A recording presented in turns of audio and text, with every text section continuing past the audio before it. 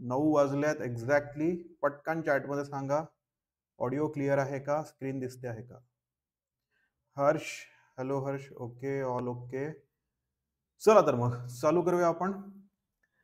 So again multiple choice questions पाहणार आहोत आपण. काल आपण वॉटर सप्लाय इंजिनिअरिंगचे पाहिले, त्याच्यामध्ये काही आपण थिअरी बेस्ड किंवा थेरोटिकल क्वेश्चन्स बघितले होते. आज पण काही इम्पॉर्टंट थेअरी आणि एखाद दोन न्यूमेरिकल टाईप पाहू. नेक्स्ट वीकच्या स्ट्रीममध्ये परत आपण न्यूमेरिकल्स कव्हर करण्याचा प्रयत्न करू from waste water engineering. So let's go ahead with waste water engineering. So here is the first question.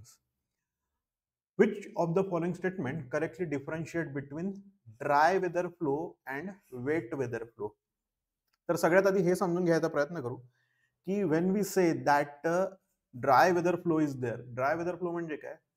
त्या सीवर मधून जो वर्षभर नेहमी जे सीवेज जातं, ओके, ज्या फिजिकल सीवर मधून जे पूर्ण वेस्ट वॉटर जात असतं, तर तो जो फ्लो असतो त्याला आपण काय म्हणतो? Dry weather flow. It will always be there. Okay.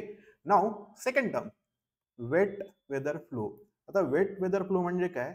जेव्हा आपण स्टॉर्म वॉटर कन्सिडर करू, okay, it will be combination of what? Both sewage, म्हणजे सीवेज जे ड्राय वेदर फ्लो मध्ये होतं, प्लस ऍडिशनली इथे काय राहणार आहे? We will be having the storm water. म्हणजे सरळ सरळ पाऊस आल्यानंतर जे रेन वॉटर असतं, ज्याला आपण स्टॉर्म वॉटर म्हणतो. टेक्निकली आपण वेस्ट वॉटर मध्ये केव्हाही रेन वॉटर न म्हणता आपण स्टॉर्म वॉटर म्हटलेलं आहे. Okay. When it is getting combine, it will be called as wet weather flow. Sewage plus storm water. तर याच्यामधला कोणता ऑप्शन बरोबर राहणार आहे? तर पहिला वन बाय वन आपण एलिमिनेट करत जाऊ. करेक्ट कोणता आहे ते आपल्याला कळेल. ओके.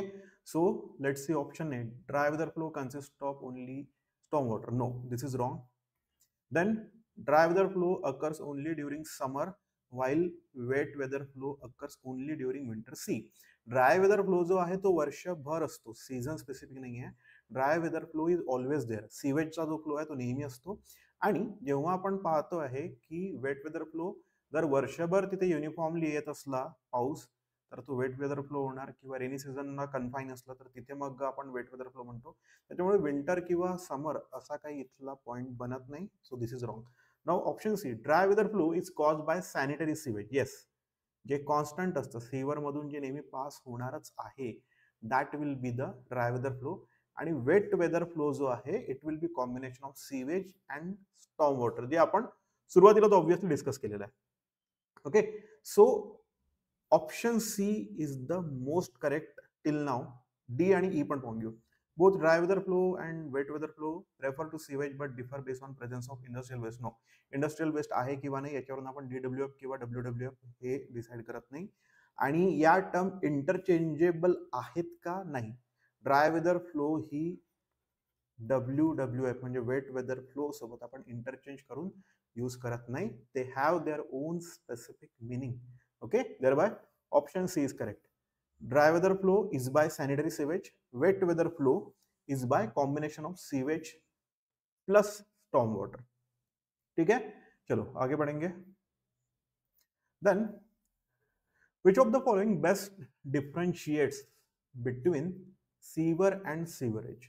Okay, चला आंसर सांगा याचा. What sewerage, what sewerage is? चलो बताओ. We are having two terms. One of the term is sewer. Another term is sewerage. Okay. Now both these terms are different. एकाचा मीनिंग वेगळा आहे, दुसऱ्याचा meaning totally वेगळा आहे. सीवर stand for something else, sewerage is something else.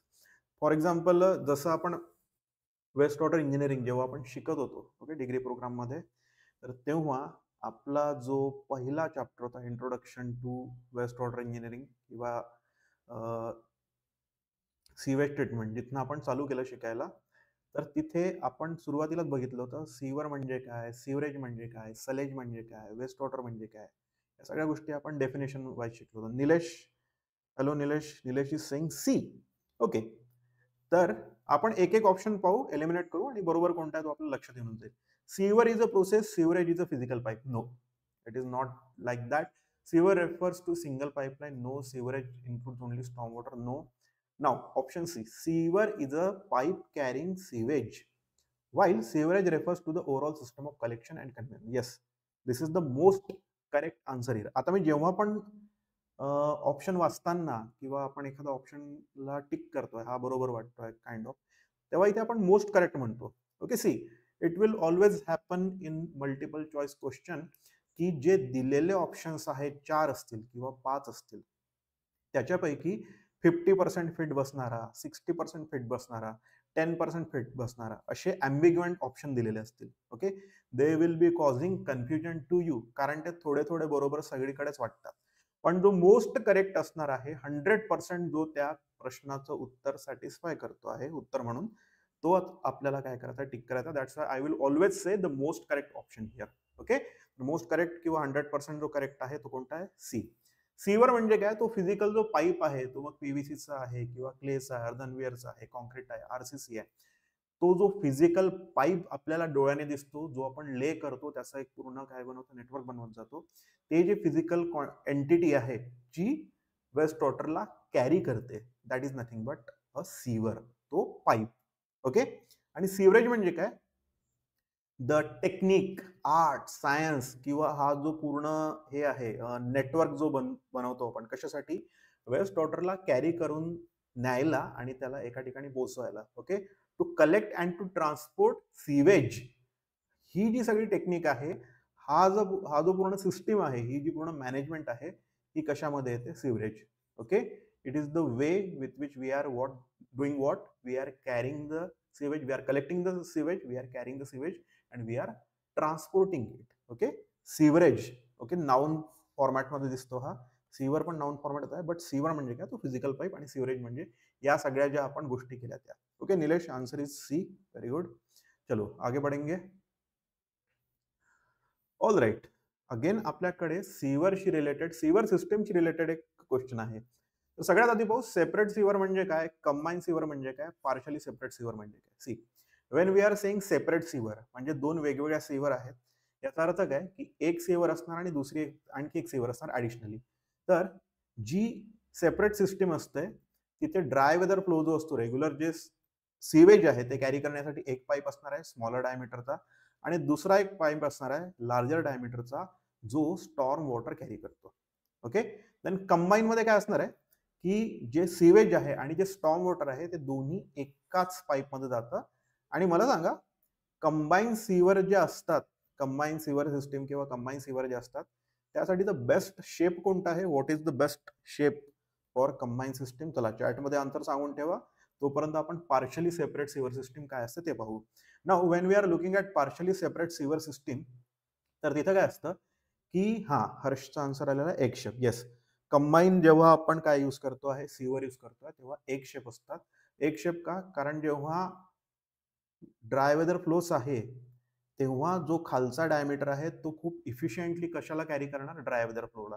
आणि जसं इथे स्टॉर्म वॉटर येतं तर तो जो त्याचा रेडियस आहे किंवा डायमीटर आहे त्या कर्वेचरचा, तर तो खूप इफेक्टिव्हली या कंबाईन जे सीवेज आहे, ओके, वेट वेदर फ्लो हा परफेक्टली घेऊन जातो. Okay, that's about what combine. आणि पार्शली सेपरेटमध्ये काय असतं की जे रूफ टॉपवरचं पाणी आहे, जे ड्रेन मधलं थोडंसं जे काही स्टॉर्म वॉटर आहे, ते पण ही सीवर जी आहे तुमची, मेनली जी सॅनिटरी सीवेज घेऊन जाते त्याच्यामध्ये पण येतं. पण सरप्लस जर स्टॉर्म वॉटर आलं तर तो जो ओव्हरफ्लो आहे तर तो आपण काय करतो, दुसऱ्या एका मेन सीवरला घेऊन जातो, जी ऍक्च्युअली पूर्णपणे स्टॉर्म वॉटर कॅरी करते. ओके, सेपरेटमध्ये काय आलं, ड्राय वेदर फ्लो घेऊन जाणारी आणि वेट वेदर फ्लो घेऊन जाणारी, किंवा storm water, not wet weather flow, storm water घेऊन जाणारी सेपरेट. कंबाईन मध्ये सरळ सरळ दोन्ही ह्याच्यामध्ये येणार आहे, सॅनिटरी सीवेज पण आणि त्याच्यासोबत स्टॉर्म वॉटर पण. आणि पार्शली सेपरेटमध्ये थोड्याफार प्रमाणात रेन वॉटर जे आहे ती सॅनिटरी सीवेज घेऊन जाणारी सीवर पण कॅरी करते.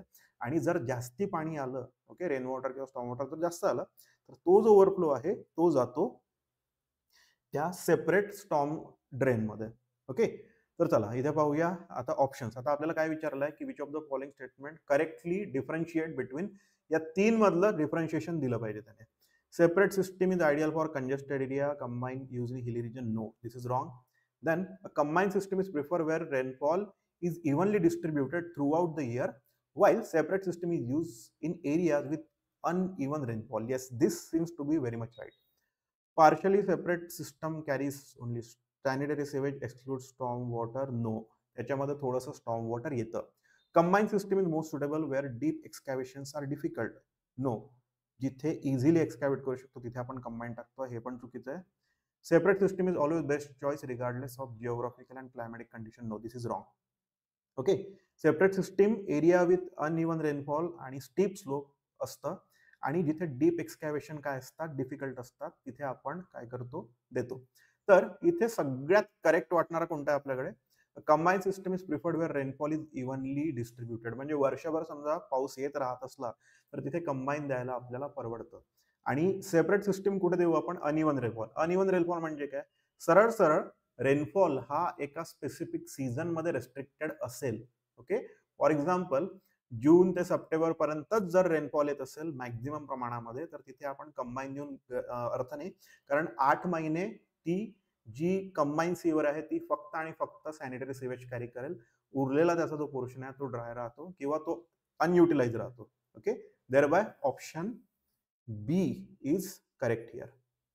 All right, let's go to next question. चला, आता आपल्याकडे आहे सीवरचे वेगवेगळे टाइप्स, आणि आपल्याला काय करायचं आहे? Correctly which one correctly represent the ascending order of sewer system. Ascending order of sewer system म्हणजे आपल्याला काय करायचं आहे? We will be heading from smaller to larger, म्हणजे साईज वाईज किंवा सरळ सरळ डायमीटर वाईज. तर याच्यामध्ये सगळ्यात लहान कोणती असते? चला सांगा चार्टमध्ये, पटकन सांगा. Which one is going to be the smallest one? सगळ्यात लहान कोणती असते? कारण सगळ्यात लहान आपल्याला कळली तर याच्यातले जे ऑप्शन्स आहेत ते एलिमिनेट आउट होतील. जसं आपण मॅच द पेअर मध्ये करतो, 1 किंवा 2 आपण पेअर मॅच केला की त्यानंतर आपल्याला कळतं की कोणता त्याचा आन्सर असणार आहे. ओके, इथे आन्सर आलाय हर्षचं सी. ओके, निलेश म्हणतोय 2, हर्ष म्हणतोय सी. तर चला पाहू आपण. ओके, तर सगळ्यात आधी कोणती येते इथे? House smallest. Yes, very good. House smallest असते, आणि त्यानंतर लॅटरल असते. ओके, हाऊस नंतर कोणती असणार आहे? लॅटरल. जे 4, 5, 6 त्या कॉलनी मधले घरं आहेत, ओके, तर तिथली हाऊस सीवर काय करते? त्यातलं सिवेज लॅटरल मध्ये सोडून देणार, आणि लॅटरल मग कुठे जाते? Lateral will be going toward trunk. Okay, ते कशामध्ये जाणार आहे? ट्रंक मध्ये, आणि अल्टिमेटली कशामध्ये जाणार आहे ते? आउटफॉल मध्ये. Okay, so answer is option B. It will be house sewer first, then it will be lateral, then trunk, then outfall. Okay, पहिला आणि शेवटचा लक्षात राहतोच. आउटफॉल सीवर म्हणजे अल्टिमेट राहतं, हाऊस सीवर म्हणजे पहिलं राहतं. नंबर ऑफ हाऊस किंवा एखादी रेसिडेन्शियल कॉलनी आहे, त्या पूर्ण कॉलनीचा, त्या एका पूर्ण लाईनचा जे वेस्ट वॉटर कॅरी करण्याची जी जबाबदारी ती कोणत्या सीवरकडे असणार आहे? लॅटरलकडे. ओके, ट्रंक ही थोडी त्यापेक्षा मोठी असते, जी समोर जाऊन कोणाला मिळते? आउटफॉलला. ओके, तर कसा लक्षात ठेवायचा आहे हा क्रम? HLTO. ओके, HLTO, हाऊस सीवर, देन त्याच्यानंतर येते लॅटरल सीवर. त्या लॅटरल सीवरला ब्रांच सीवर किंवा सबमेन असं पण म्हणतात. Okay, it is also called as branch sewer और सबमेन. Okay, HLTO. चलो आगे बढ़ेंगे. हाँ, what are we having? Which of the following statement correctly describe the relationships between the color of the sewage and its freshness? चला, तर पहिले colour आणि फ्रेशनेसचा आपण एक काय करू, जनरल एक डिस्कशन करू, मग ऑप्शन मधून जाऊ.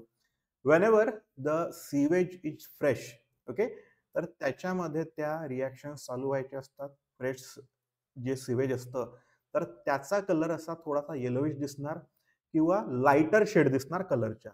आणि जसं जसं ते सिवेज स्टेल होत जाते, म्हणजे शिळ होत जाते, as time passes it will be turning into darker shades. Okay, yellow तर तो ॲम्बर येलो येऊन जाणार, त्याच्यानंतर ग्रे जर असलं तर ते ब्लॅक कडे जातं, लाईट ब्राऊन असला तो डार्क ब्राऊन कडे जातो, डिपेंडिंग की कोणत्या टाईपचं त्याच्यामध्ये काय आहे कॉन्टेंट्स आहेत. Okay, thereby always remember, fresh sewage जे असतं त्याचा कलर लाईट शेड मध्ये, आणि जे स्टेल सिवेज आहे म्हणजे जे काय झालेलं आहे, टाइम ज्याच्यावरनं गेलाय, तर ते जे सिवेज असणार आहे it is going to be dark.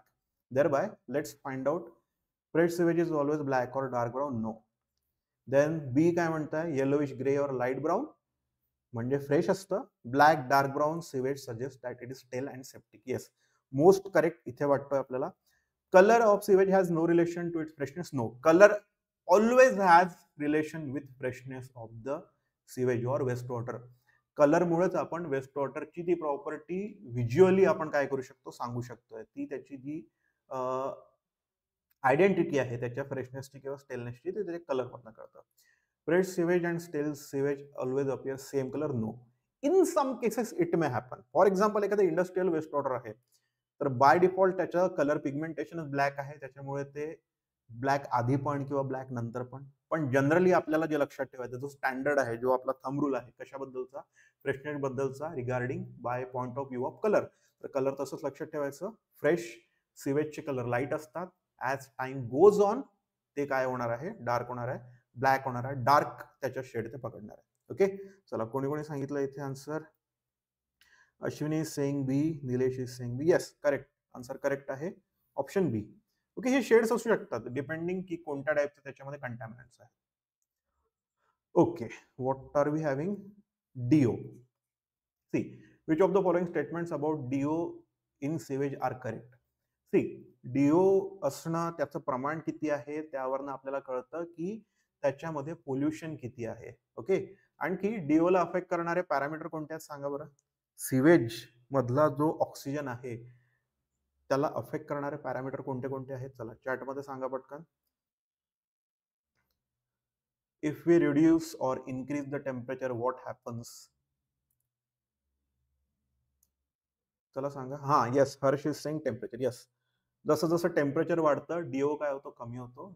जसं जसं टेम्परेचर कमी असतं त्या ऑक्सिजनला मिक्सिंग अपॉर्च्युनिटी काय असते, सिवेजमध्ये जास्ती असते. ओके, चल, तर वन बाय वन आपण ऑप्शन इथे एलिमिनेट करू किंवा बरोबर कोणत्या ते शोधू. The higher the temperature of sewage higher the DO. No, आता आपण काय बोललो, डीओ आणि टेम्परेचर मध्ये इन्व्हर्स रिलेशन आहे. ओके, हायर डीओ म्हणजे लोअर टेम्परेचर किंवा हायर टेम्परेचर लोअर डीओ असं त्याच्यामधलं, म्हणून A is wrong. DO level indicates extent of sewage pollution. Yes, higher the sewage pollution then by that आपण म्हणू शकतो की ती जी रिव्हर बॉडी ज्याच्यामध्ये सिवेज सोडला गेला तिथला जो काय असतो डीओ लेवल असतो खाली पडत जातो. ओके, तर हे मोस्ट करेक्ट आहे या 5 मधलं. There is no minimum DO requirement when discharging sewage into a river. हे एकदम चुकीचं आहे. मिनिमम डीओ मेंटेन करायला पाहिजे whenever we are discharging sewage into a water body. आता इथे रिव्हर म्हटलंय, कोणत्याही वॉटर बॉडीमध्ये, फ्लोईंग वॉटर बॉडीमध्ये आपण जेव्हा सिवेज टाकतो आहे तर तिथे एक मिनिमम व्हॅल्यू मेंटेन करावी लागते. How much is that? चला पटकन सांगा. Harsh is saying temperature more, DO less. Yes, very good, that's it. चला, किती आपल्याला तिथे मेंटेन करायला पाहिजे आपण DO, so that aquatic life sustains inside the water body? किती असायला पाहिजे? चला आपण टीपीएचच्या स्ट्रीमच्या वेळेस बघितलं. Yes Harsh, it is 4 ppm. Okay, तर 4 ppm असायलाच पाहिजे. तर आपलं हे सी स्टेटमेंट चुकीचं आहे. At 20 degree Celsius the saturation DO quantity is always 4 ppm. No. Okay, तर इथे हे 4 ppm नसतं, तर सॅच्युरेशन डीओ 9.2 ppm राहतो. Okay, saturation DO will be 9.2 ppm. Then तर हे डी पण इनकरेक्ट आहे. DO level remain constant regardless of. No, पहिले तर आपण एस्टॅब्लिश केलं की तिथे आपण काय म्हणतोय की डीओ आणि टेम्परेचर एकमेकांसोबत इनव्हर्सली प्रोपोर्शनल आहेत, तर हे गेलं चुकीचं. चला, उत्तर दिलंय का कोणी? निलेशने दिलंय वाटते. Yes, B, DO level indicate extent of sewage pollution. Okay, contamination जे आहे, सिवेज पोल्युशन जे आहे ते आपण डीओ मेजर करून सांगू शकतो. ओके, डीओ लेवल जर फार छान मेंटेन असल्या म्हणजे त्याच्यामध्ये बिलकुलच काय नाही आहे, ते सिवेज पोल्युशन झालेलं नाही. आणि सिवेज पोल्युशन जास्त असेल तर डीओ आपल्याला डिक्लाइनिंग दिसतो आपल्याला. ओके, चलो, very good. DG vlog 4 ppm. Okay, now we are at BOD. BOD test method बद्दल काही स्टेटमेंट दिलेले आहेत, ते आपल्याला काय करायचे आहेत, कोणते बरोबर आहेत कोणते चुकीचे आहेत. See, this is the kind of question that is being ask in BMC. Electrical मेकॅनिकलचा जो एसीचा पेपर झाला त्याच्यामध्ये स्टेटमेंट टाईपचे क्वेश्चन्स आलेले होते असं विद्यार्थ्यांनी रिपोर्ट केलेलं होतं. तर स्टेटमेंट टाईपचे क्वेश्चन आपण काल वॉटर सप्लाय इंजिनिअरिंग मध्ये पण बघितले. Now again such kind of question is there. या क्वेश्चन्स मध्ये वेळ जातो, कारण आपल्याला बरोबर कोणते स्टेटमेंट आहे ते पहिलं पाहायचं आहे आणि त्यानंतर जे ऑप्शन आहे त्याच्यामध्ये बरोबर असलेले स्टेटमेंट किंवा चुकीचे कोणत्या ते विचारलेलं असलं तर ते आपल्याला तिथे सिलेक्ट करायचं आहे. That's why first try to read out statement clearly, one go मध्येच पूर्ण व्यवस्थित वाचायचं आहे. इनिशियल डीओ मेजर केला जातो बीओडी टेस्टमध्ये बिफोर इन्क्युबेशन. हो, इन्क्युबेशन जे आहे 20 डिग्री सेल्सिअस वालं, तर ते आपल्याला तिथे डीओ मेजर करावा लागतो. बरोबर आहे. ओके, स्टेटमेंट टिक करतोय आपण, ऑप्शन नाही. ओके, हर्षचा आन्सर आलेला आहे. चला पाहूया डी आन्सर आहे की नाही.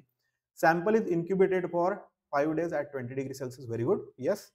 Okay, BOD 5 at the rate 20 degree Celsius हेच आपलं बीओडीचं इंडिकेशन. फायनल डीओ इन्क्युबेशन पिरियड झाल्यानंतर आपण मोजतो. हो, त्या आपण सॅम्पलला जेव्हा बाहेर काढतो इन्क्युबेटरच्या त्यानंतर आपण डीओ मोजतो. बीओडी कॅल्क्युलेट कशी करणार आपण, initial minus final into dilution factor जो होता सॅम्पलसाठीचा गेलेला तो. आणि यामध्ये this test help determine the oxygen required for microorganism to break down organic matter. Yes, oxygen requirement आपल्याला बीओडी वरून कळते, हे पण बरोबर आहे. क्लोरीन ऍड करतो का आपण बीओडी टेस्ट मध्ये? नो. क्लोरीन ऍड केल्याने काय होणार रे? If we do this what will happen? चला, आन्सर डी बरोबर आहे. सहावं जे स्टेटमेंट आहे ते चुकीचं आहे. If we are adding chlorine what will happen? Reading चुकीचं येणार की काय येणार, की ते सॅम्पलच फेल जाणार, काय होणार रे? If we add chlorine, yes, chlorine is what disinfectant. त्यातल्या बॅक्टेरियाला म्हणजे जे मायक्रो ऑर्गॅनिझम्स आहे ते सगळे संपून जातील. त्याच्यामुळे त्यातलं जे बीओडीची जी व्हॅल्यू आहे ती आपल्याला रिपोर्टच होणार नाही. Okay, yes, micro organism kill होतील. तो वहां का पूरा जो कन्सेप्ट ही है micro organisms are going to break down the organic matter, मुळात हीच गोष्ट एक्झिस्ट करणार नाही तिथे. कशामुळे? क्लोरीनमुळे. This is not the thing that we do in BOD taste.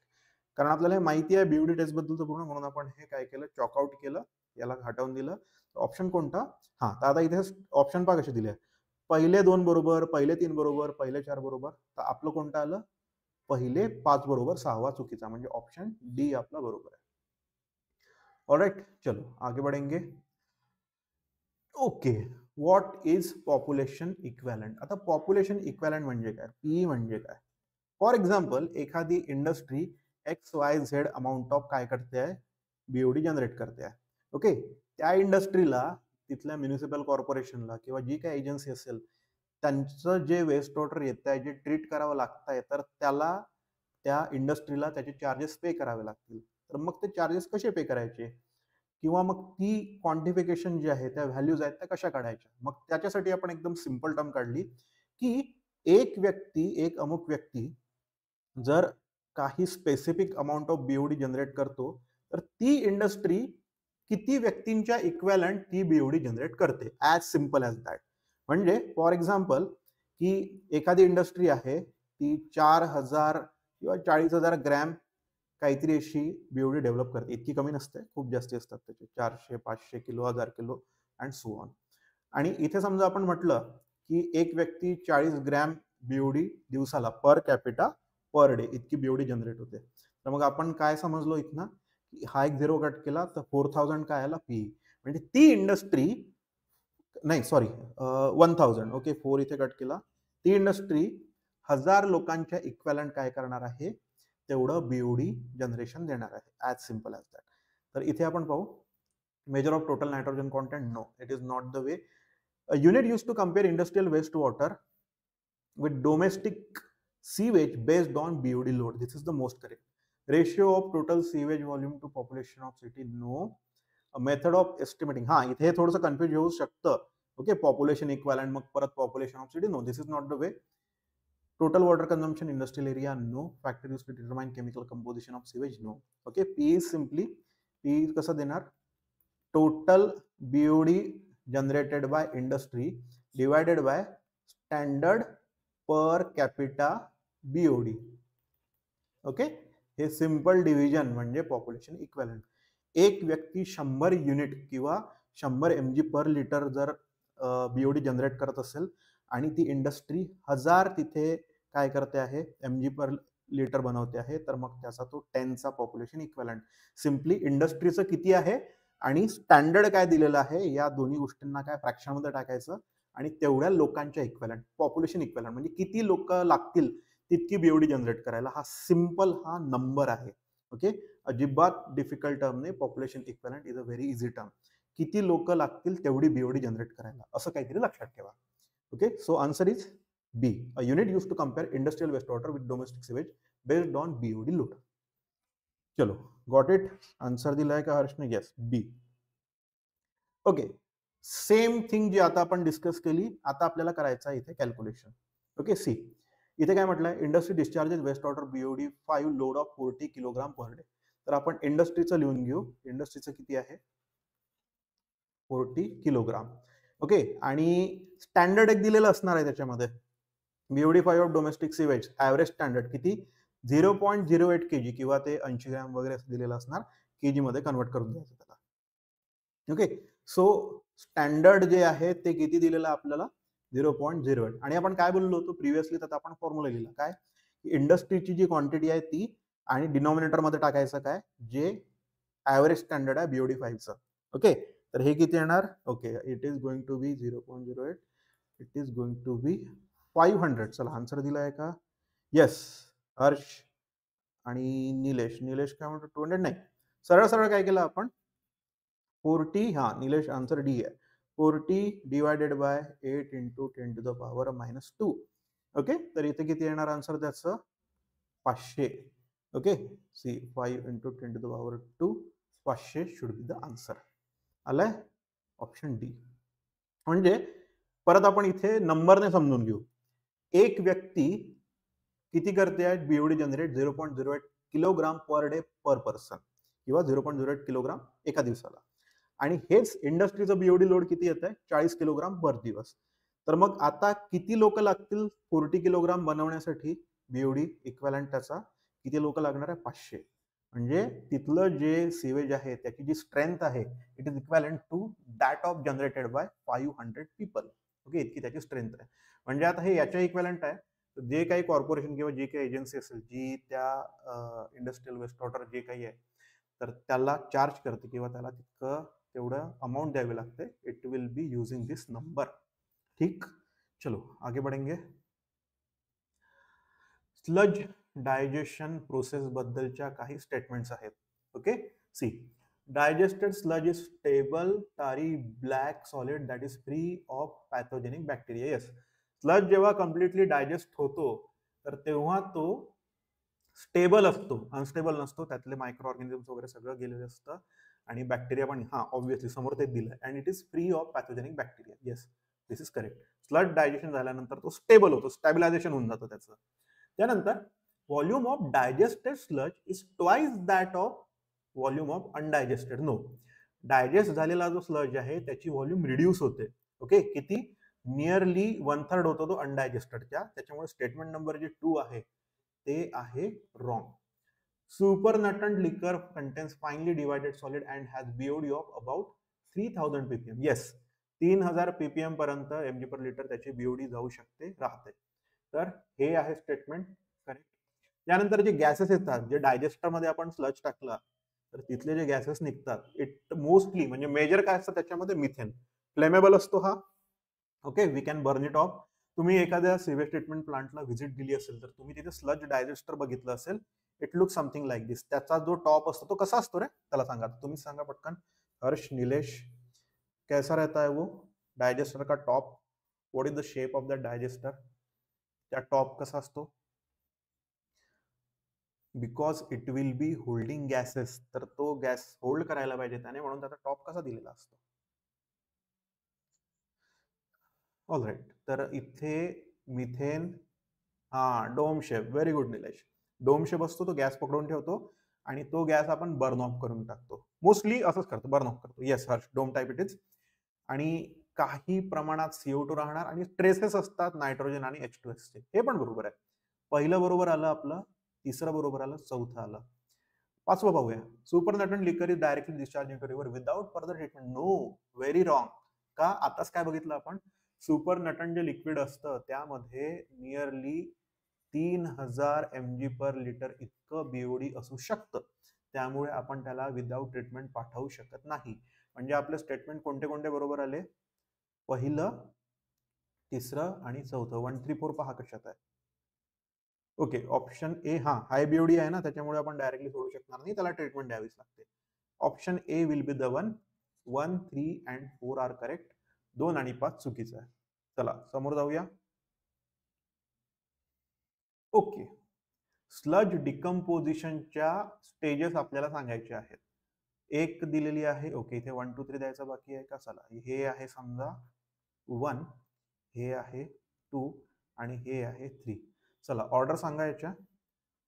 आता इथे ऍसिड फर्मेंटेशन, तर त्याला दुसरी एक अल्टरनेट टर्म आहे ऍसिड प्रोडक्शन, पण काही बुकमध्ये ऍसिड प्रोडक्शन असं लिहिलं असतं. म्हणजे या स्टेजमध्ये स्लज डिकम्पोजिशनच्या ऍसिड प्रोड्यूस होतं. ऍसिड फर्मेंटेशन आणि ऍसिड प्रोडक्शन ही सेम टर्म आहे. ओके, तर कसं लक्षात ठेवायचं याचा ऑर्डर? जेव्हा पण स्लज डिकम्पोज होणार तर सगळ्यात आधी ऍसिड प्रोड्यूस होतं. ओके, सबसे पहले होगा ऍसिड प्रोड्यूस या फिर फर्मेंट. ऍसिड फर्मेंटेशन हे पहिलं असणार आहे. त्यानंतर फर्मेंटेशन प्रोडक्शन झालं म्हणजे तो वाढत गेला. ओके, ऍसिडचं प्रमाण वाढत गेलं, मग ते ड्रॉप डाऊन होत जाणार. ओके, पहिली स्टेज कोणती? ऍसिड प्रोड्यूस होगा, ऍसिड फर्मेंटेशन. त्यानंतर मग काय येणार आहे? Acid regression. ओके, आणि मग सगळ्यात शेवटी काय येणार? ऍसिडचं काम झालंय, आता अल्कली फॉर्मेशन त्याच्यामध्ये आपल्याला दिसणार आहे. अल्कली फर्मेंटेशन और अल्कली प्रोडक्शन. तर मग तिसरं काय असतं? Alkali fermentation. ओके, लक्षात ठेवा. हा, कोणी आन्सर दिला इथे? हर्षने. Yes, is the one. 3, त्यानंतर 1 2. ऍसिड प्रोड्यूस होणार, त्यानंतर ऍसिड प्रोड्यूस होणं कमी म्हणजे ते रिग्रेशन स्टेज मध्ये जाणार, आणि त्यानंतर रोल येतो अल्कलीचा. मग अल्कली फॉर्मेशन मग चालू होतं. Okay, the order is 3 1 2. आणि याच्यामध्ये ऍसिड फर्मेंटेशन 15 दिवसात ही आपल्याला प्रोसेस 15 दिवस पाहायला मिळते.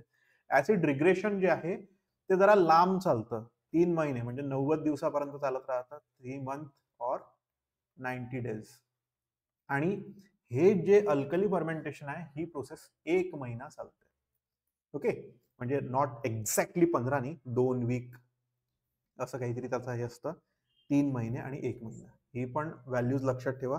कारण एखाद्या वेळेस समजा रिग्रेशन, फर्मेंटेशन आणि ऍसिडची रिलेटेड हे जे स्टेजेस आहेत त्यांचे दिवस किती आहेत किंवा टाइम पिरियड काय असं समजा काही विचारलं तर हे पण लक्षात ठेवायचं. फर्मेंटेशन 15 दिवसात, ऍसिड रिग्रेशन 3 महिने लागून जातात. खूप स्लोली ते काय होतं? रिग्रेस होतं. तेव्हा असं 15 दिवसामध्ये ते तयार होतं, 3 महिने ते रिग्रेशन मध्ये जातं, आणि मग परत 1 महिन्यामध्ये अल्कली. ओके, ऍसिड ऍसिड आणि अल्कली, असा हा झोपलेला झेड असा लक्षात ठेवायचा. 15 दिवस, 90 दिवस आणि 30 दिवस. चला समोर जाऊया. Which of the following statement correctly represent the moisture content of different sludge types? Okay, वेगवेगळे आपल्याला इकडे युनिट दिलेले आहेत. सेडिमेंटेशन टँक आहे, ट्रिकलिंग फिल्टर आहे, एएसपी आहे. ओके, आणखी एक स्टेटमेंट दिला. सेडिमेंटेशन टँक मधलं जे मॉइश्चर कंटेंट असतं स्लज मधलं ते 95% असतं. म्हणजे 100 युनिट, 100 लिटर जर तिथे आपण हे घेतलं, आउटपुट घेतलं सेडिमेंटेशन टँकचं, तर त्याच्यामध्ये 95 लिटर काय असणार आहे? वॉटर असणार आहे, आणि 5 लिटर तो स्लजचा व्हॉल्यूम असणार आहे. ओके, हे बरोबर आहे. त्यानंतर secondary sludge from trickling filter has 96 to 98% moisture content. Yes, it is right. 96 ते 98% असतं. Then secondary sludge from activated sludge process ASP has 90% moisture content. No, जे हे आहे ऍक्टिव्हेटेड स्लज प्रोसेस, तर त्याच्यामध्ये 98 to 99% काय असतं? त्याच्यामध्ये काय असणार आहे? मॉइश्चर असणार आहे. 1 लिटर म्हणजे 100 लिटर समजा आपण स्लज घेतलं, 1 लिटर त्याच्यामध्ये त्या स्लजचे जे सॉलिड असतात ते असतात, अदरवाईज बाकी सगळं मॉइश्चर असतं. तर 90 नाही म्हणजे 10 लिटर स्लज वगैरे नाही निघत, राईट. आणि शेवटचं statement, sludge with 90% moisture content 10 litre of solid, आणि 90 लिटर जे आहे ते काय असणार आहे? मॉइश्चर कॉन्टेंट किंवा वॉटर. तर इथे कोणतं चुकीचं आहे? फक्त secondary sludge from activated ASP मध्ये 99% असतं, तर हे रॉंग आहे. म्हणजे आपल्याकडे आलं बरोबर 1 2 अँड 4. ओके, तर कोणता येणार आहे आपला ऑप्शन 1 2 4 वाला? पहा, see, option C is right. Okay, C ही व्हॅल्यू नेहमी लक्षात ठेवा. व्हेनेवर वी आर सेइंग की 90% और 99%, इथे लक्षात ठेवायचं 10 लिटर सॉलिड आणि 90 लिटर काय असणार आहे त्याच्यामध्ये वॉटर असणार आहे. चलो आगे बढ़ेंगे.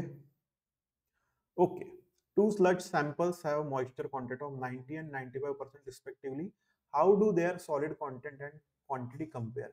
तर ऑप्शन दिलेले आहेत आणि त्या दोन जे सॅम्पल आहेत स्लज सॅम्पल त्याच्यामध्ये कंपॅरिझन दिली आहे की या सॅम्पलचा ए सॅम्पलचा बीचा डबल आहे किंवा हाफ आहे किंवा ट्रिपल जे काही.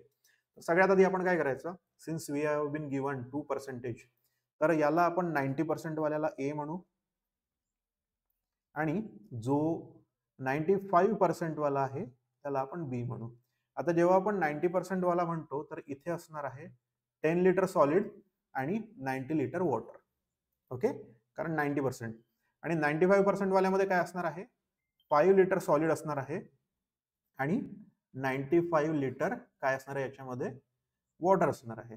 ओके, तर इथे काय म्हटलेलं आहे, the sludge with 90% moisture content has half the quantity of that with 95% moisture content. Okay, sludge जे आहे ज्याच्यामध्ये 90% मॉइश्चर कॉन्टेंट आहे त्याच्यामध्ये काय असणार आहे, half the quantity of moisture content. चला याचा आन्सर सांगा. Read the option and tell me the correct answer. इथे आपण कॅल्क्युलेशन केलेले आहेत.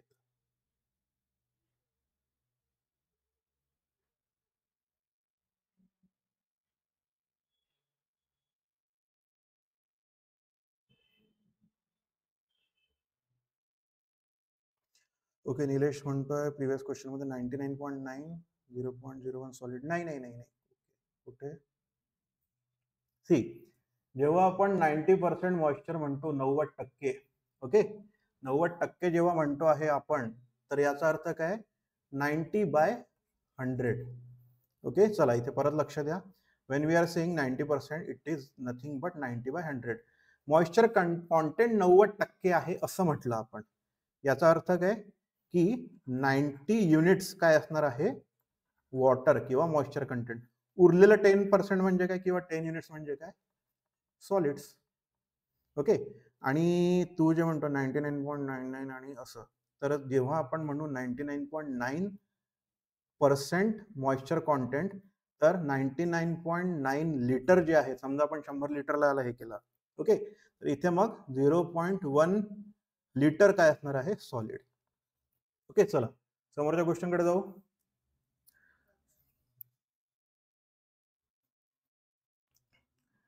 ते सीवेज बाबतीत आहे. ओके, हा स्लज, सीवेज बद्दल नव्हतं बोलत आपण, स्लज बद्दल बोलतोय. Sludge, we are not talking about waste water, we are talking about sludge. Correct, yes, sludge मध्ये आहे आपण अडकलेलो. तर त्याला सांगा इथे आपण काय केलंय, sludge with 90% moisture has content has the half quantity of that which 95 must. त्याला याचा आन्सर सांगा. हे तर आपण कॅल्क्युलेट केलेलं आहे, 10 लिटर 90 लिटर 5 लिटर 95 लिटर. म्हणजे ए सॅम्पल मध्ये म्हणजे 90% वाल्या सॅम्पल मध्ये 95 वाल्यापेक्षा काय आहे, डबल आहे. Okay, double. ऑप्शन पहा.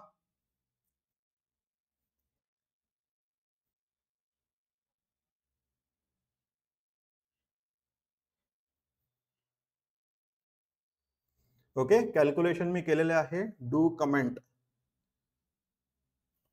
चला समोरचा क्वेश्चन घेऊ. हे आलं लक्षात, 90% 95% म्हणजे काय, 90% जेव्हा स्लज मध्ये म्हणतोय तेव्हा 90 लिटर, 100 लिटर जर घेतलं 90 लिटर त्याच्यामध्ये वॉटर, 10 लिटर सॉलिड. 95 म्हणजे काय, 95 litre water moisture content, 5 litre solid.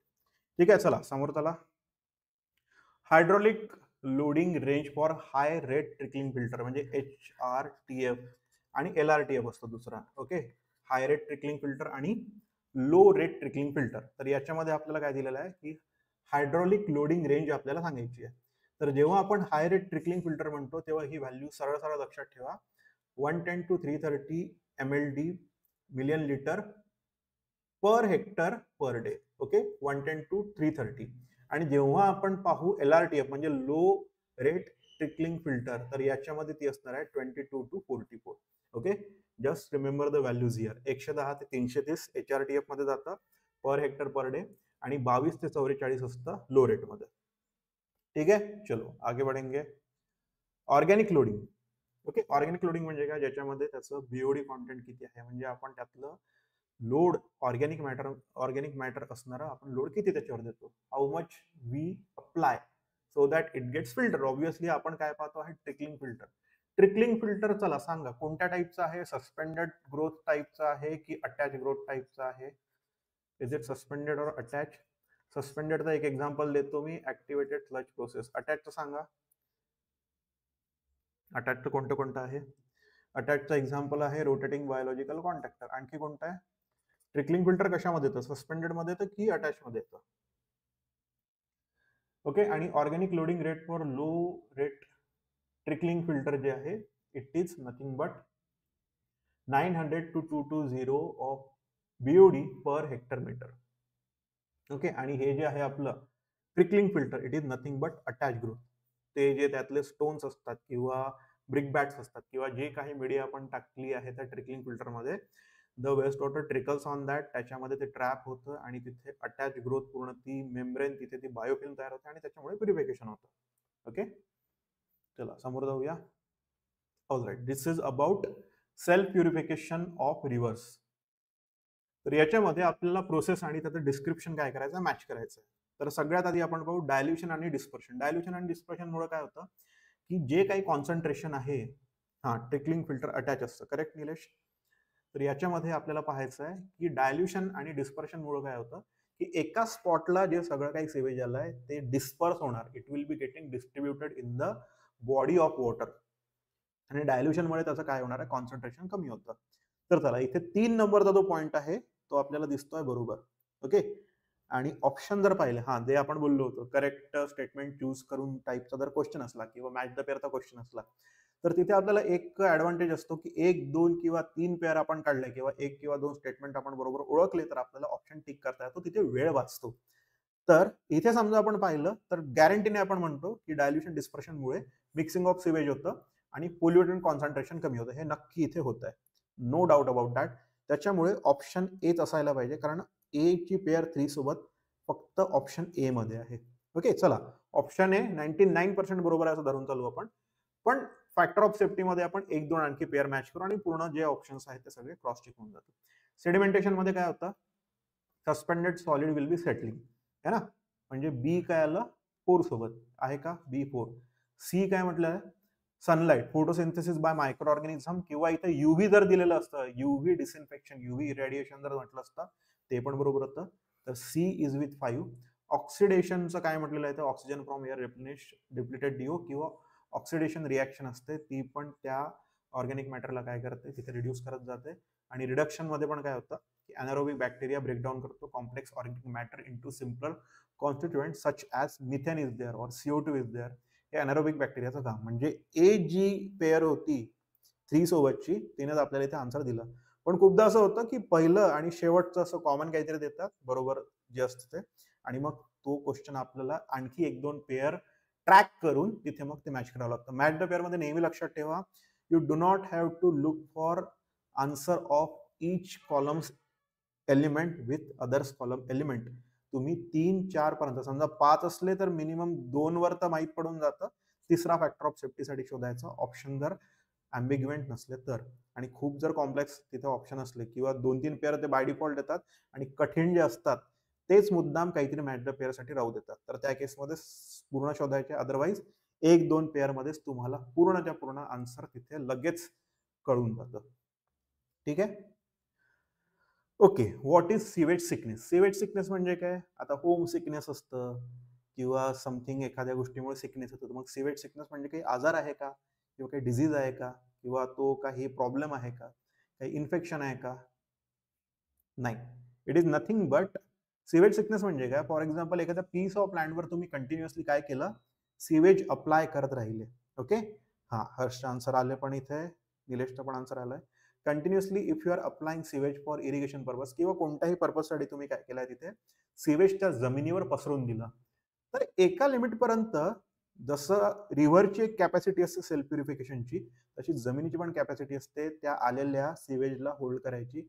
पण त्यानंतर काय होतं, एका स्पेसिफिक पॉईंट नंतर तिथले जे पोर्स असतात तर त्याच्यामध्ये क्लॉगिंग चालू व्हायला लागतं, ते पूर्ण फिल्टर तसं जाम होऊन जातं, फिल्टर तसं ब्लॉक होतं.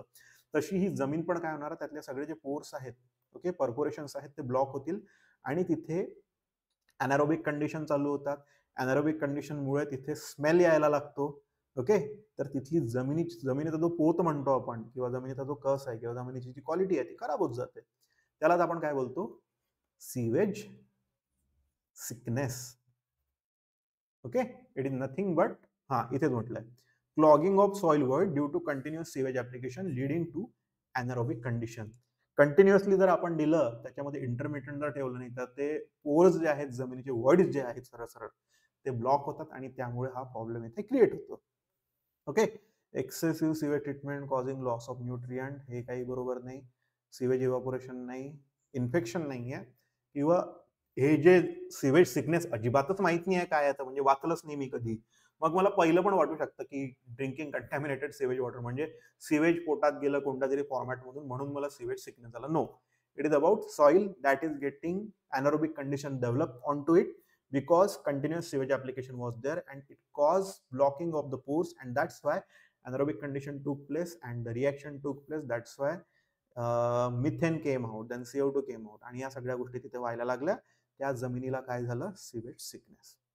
ठीक आहे, चला आन्सर दिला हर्ष आणि निलेशने, व्हेरी गुड. सो आजच्यासाठी बस इथेच थांबूया आपण. उद्या आपल्याला पाहायचं आहे पोल्युशन कंट्रोल, आणि आपण सॉलिड वेस्ट मॅनेजमेंटचे काही क्वेश्चन्स पाहूया. ओके, तर चला भेटू आपण उद्या परत 9 वाजता with more questions from environment section regarding pollution control and solid waste management. I will see you in next one. Till then, take care. Bye bye.